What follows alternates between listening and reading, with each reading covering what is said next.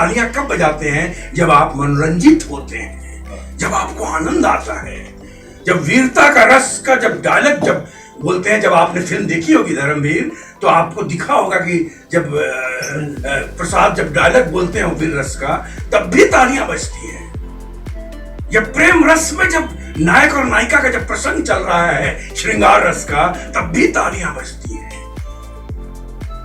तो ये हर रस में मनोरंजन है, हर रस में ये समझना पड़ेगा और समझाना पड़ेगा। इंटरटेनमेंट इंटरटेनमेंट इंटरटेनमेंट कहने से नहीं होगा, समझना पड़ेगा इंटरटेनमेंट क्या है और उसमें क्या मिसिंग है हमारी कहानी में, हमारी फिल्म में। हम नाटक वाले हर नाटक में इस चीज को देखते हैं। Entertainment it is inside, it is not outside. आनंद कहाँ है? आनंद बाहर ढूंढने से नहीं होगा। आपने बहुत बढ़िया घड़ी खरीद लिया, टाइम बिंग आपको मजा आएगा। बहुत बढ़िया ब्रांडेड शर्ट पहन लिया, टाइम बिंग आपको मजा आएगा। उसके बाद आप फिर दुखी हो जाओगे दूसरी चीज पाने के लिए। अगर आनंद अंदर है, अगर खुशी अंदर है, तो आप हमेशा आनंदित रहोगे, हमेशा प्रसन्न रहोगे।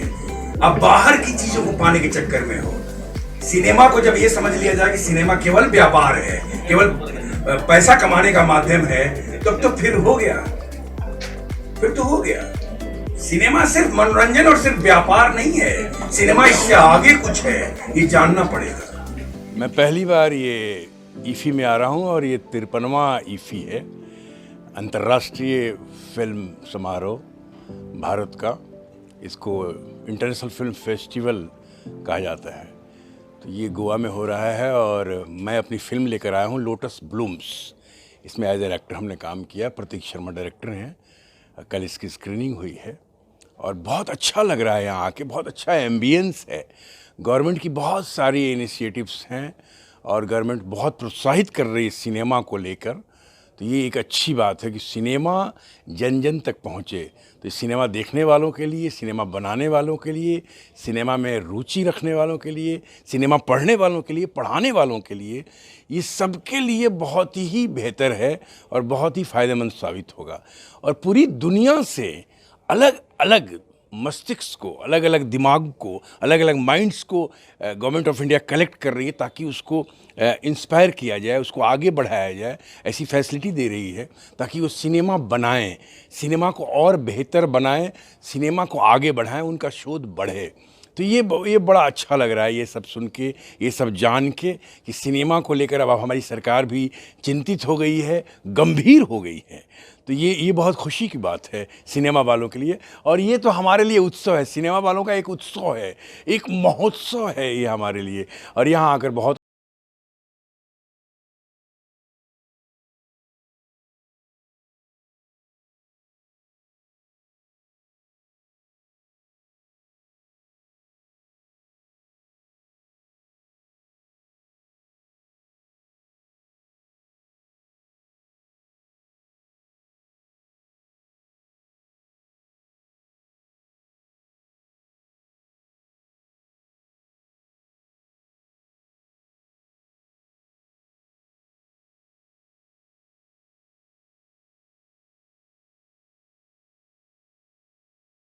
saying, let's give love a chance.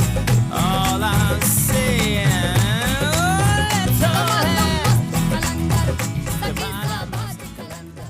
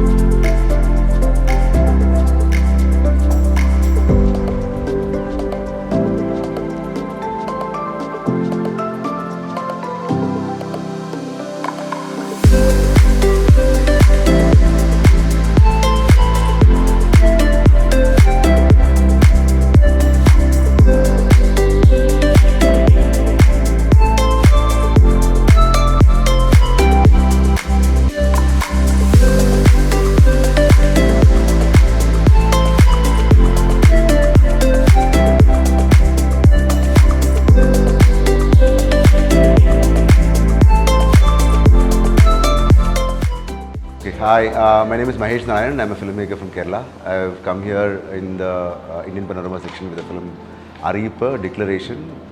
This is my India premiere here. So this is my 8th festival with this film. It started with Locarno in premiere, and then it was in BFI, London, Busan and Marrakesh, and now we are here. Happy to present the film here. Thank you, Ifi. Thank you for having us. Thank you. Hello, I'm Shefali Shah, and it's an honor and privilege to be a part of IFFI 53. It's a wonderful place where our entire industry, not just our industry, but cinema from world over can be seen, can be discussed, and we can meet such wonderful creative minds. And it's even more special this year because we're here with our film, three of us. I cannot say anything about it. It's a film that has to be felt. It's directed by Avinash Arun. He's also the DOP. And I have to say each frame is like a painting. We have Jaideep Alawat, we have Swanand Kirkire, the entire writing team, the entire team that's put in there. It's a film that's born from our heart. It's not a mind film. So you just have to watch it and experience it. नमस्कार, मैं हूँ जयदीप अहलावत और मैं इस वक्त हूँ IFFI 53rd IFFI में, गोवा में जो हो रहा है फिल्म फेस्टिवल हमारा 20 से 28 नवंबर के बीच में। और हम लेके आए थे अपनी फिल्म यहाँ थ्री ऑफ अस, जो कि डायरेक्ट की है अविनाश अरुण ने, शेफाली मैम, शेफाली शाह, स्वानंद किरकिरे और मैं उसमें मुख्य भूमिका में हैं। और बहुत ही ज़्यादा खूबसूरत माहौल है, बहुत ही ज़्यादा खूबसूरत लोग हैं, क्योंकि सिनेमा एक ऐसी चीज़ है जहाँ भाव बहुत ज़्यादा बहे होते हैं। और एक जगह पे इतने सारे सिनेमा के प्यार करने वालों को देख के मैं खुद फिल्म स्टूडेंट रहा हूँ FTI से, तो वो जो प्यार मिलता है आपको, वो बहुत ही अच्छा लगता है उसको रिसीव करना। और जब फिल्म हमारी जो प्रीमियर पे गई तो हाउसफुल के साथ लोगों ने फिल्म देखी, और उतना प्यार जितना उन्होंने दिया वो हमारे लिए बहुत ही ओवरवेलमिंग रहा और बहुत खूबसूरत लगा। Amazing experience, and thank you to the entire team of three of us, the entire team of IFFI and ministry for organizing this. And आप देखिए फिल्म, सिनेमा को प्यार दीजिए, ज़िंदगी बेटर समझ पाएंगे। Thank you so much.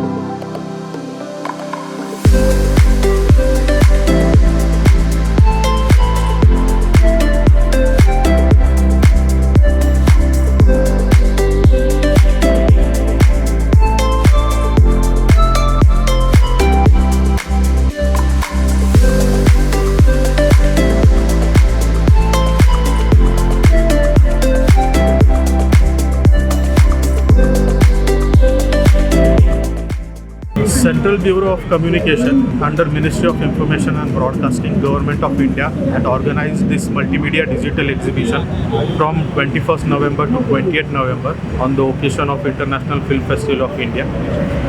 So the basic concept behind organizing this exhibition is to celebrate Azadi Ka Amrit Mahotsav, in which Indian freedom movement through cinemas is shown. There are various kinds of interactive displays like augmented reality, virtual reality, 360-degree robotic arm, immersive room through which people can experience this Indian freedom movement as shown in cinemas.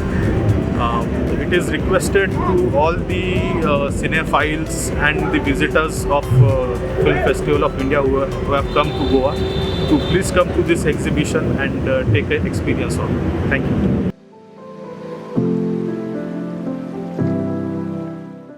Well, hello everyone, and sorry I just came late because of personal reasons.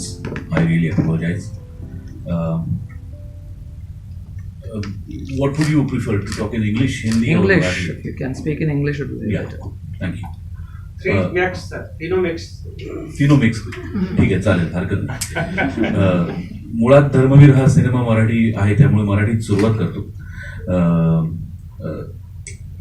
Anand Dighe हे असं व्यक्तिमत्व आहे ज्याला लाखो करोडो लोक देव मानतात म्हणजे actually देव मानतात. म्हणजे ऍक्च्युअली ठाण्यात शूटिंग करत असताना कित्येक घरांमधल्या देवाऱ्यांमध्ये दिघे साहेबांचा फोटो मी स्वतः माझ्या डोळ्यांनी पाहिलाय. So he was like a god to common man. So to portray a character like Anand Dighe was a bit difficult task for an actor. Because अगर कहीं भी छोटी सी भी गलती होती है मुझसे उनका कैरेक्टर निभाने में, कुछ भी खामियां रह जाती है अगर मुझ में एज एन एक्टर उनका कैरेक्टर निभाती हुए, तो मुझे जिंदगी में कभी थाने में एंट्री नहीं मिलती. मैं टोल नाका क्रॉस ही नहीं कर पाता. तो मुझे being an actor I have to go everywhere. Thane में मेरे प्लेस के शोज होते रहते, थाने में बहुत सारी शूटिंग होते रहते आजकल.